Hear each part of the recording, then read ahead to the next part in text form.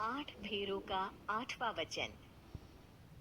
स्वाति ने इसी साल शहर के कॉलेज से पढ़ाई पूरी की है और अब उसके लिए जगह जगह से रिश्ते आने लगे हैं। स्वाति से ज्यादा उसके रिश्तेदारों को उसकी शादी की चिंता है। इसीलिए जो भी स्वाति के घर आता वो किसी नए लड़के की खबर जरूर ले आता। अरे दीदी, ये फोटो देख के बताओ कैसा है। राहुल नाम है लड़के का, मेरी सहेली की बहन का बेटा है। अपनी स्वाति के साथ एकदम प्यारी जोड़ी लगेगी इसकी।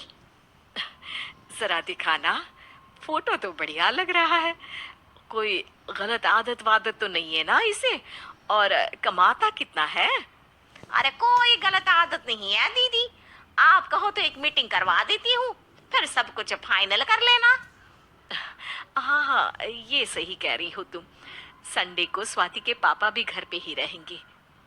बुआ फिर वहां से चली जाती है और रात को स्वाति की माँ उससे कहती है, स्वाति बेटा, आज कमला बुआ ने एक लड़के की फोटो दिखाई है। संडे को वो लोग मिलने आ रहे हैं, तैयार हो ना तुम बेटा? अरे मम्मी, आप कहाँ कमला बुआ के चक्कर में आ जाती हो? अभी इतनी जल्दी कोई शादी वादी नहीं करनी है मुझे। अरे बेटा, अच्छा लड़का है, बुआ जानती है उसे अच्छे से। हाँ स्वाति बेटा, एक बार मिल तो लो, बाद में देखेंगे आगे क्या करना है। वैसे तो कमला रिश्ता लाई है तो मना करने का तो कोई सवाल ही नहीं उठता।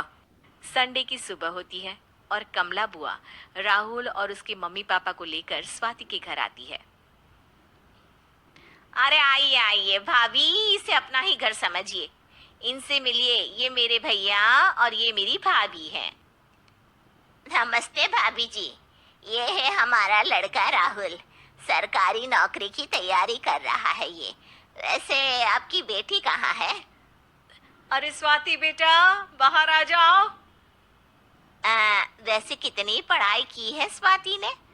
जी, पोस्ट ग्रेजुएट है हमारी बेटी साइंस में। ये सब तो ठीक है, पर घर संभालना जानती है या नहीं? हमें कौन सी इससे नौकरी करवानी है, नौकरी तो मेरा बेटा करेगा ही। पर मैंने इतनी पढ़ाई की है और आप चाहती हैं कि मैं घर पर ही बैठी रहूं? अरे स्वाति बेटा, ये बड़ों की बात में तुम कहाँ बोल पड़ी। हम सब देख लेंगे क्या करना है क्या नहीं। हम तो इसी बात में विश्वास करते हैं कि घर के लड़कियां घर में ही रहे तो ज्यादा अच्छा रहता है। वरना भाई साहब, आप तो आजकल के हाल जानते ही हैं, कितनी घटनाएं होने लगी हैं औरतों के खिलाफ। स्वाति बेटा, रसोई का काम तो पूरा जानती हो ना? शादी के बाद तुम्हें ही संभालना है वो सब।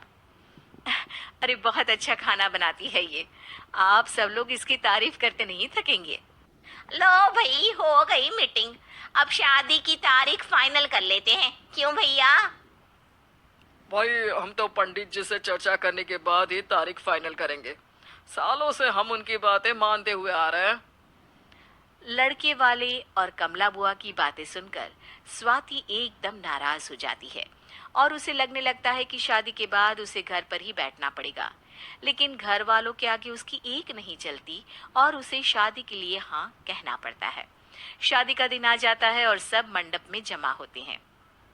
अब फेरों का समय हो गया है, अब कन्या अपने वर से 7 वचन मांगेगी। आप किसी धार्मिक आयोजन में जाए तो मुझे भी ले जाएंगे। आप मेरे माता पिता का भी बराबरी से सम्मान करेंगे, हमेशा मेरा साथ निभाएंगे। आपको दोनों परिवार की जिम्मेदारियां बखूबी निभानी होगी। हर जरूरी बात में मेरी भी राय लेंगे। आप सभी गलत आदतों से दूर रहेंगे। आप मेरे अलावा किसी और औरत से कोई गलत संबंध नहीं बांधेंगे। ये 7 वचन पूरे हुए, वर क्या तुम्हें ये सारे वचन मंजूर है?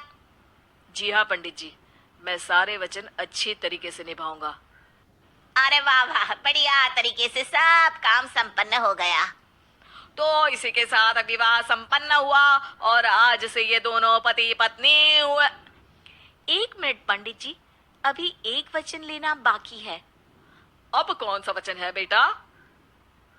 मैं अब हमेशा के लिए किसी दूसरे घर में जाने वाली हूँ, तो पति के अलावा मैं अपने सास ससुर से भी एक वचन लेना चाहूंगी। अब कहो बेटी। मैं ये चाहती हूँ कि मुझ पर किसी बात की कोई पाबंदी नहीं लगाई जाएगी।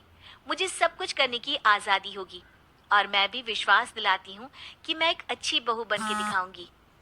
स्वाति की बात सुनकर उसके सास ससुर एकदम चौंक जाते हैं और कुछ बोल नहीं पाते कि उतने में कमला बुआ बोल पड़ती है। अरे बेटा, ये भी कोई कहने की बात है? रानी बन के रहोगी तुम तो।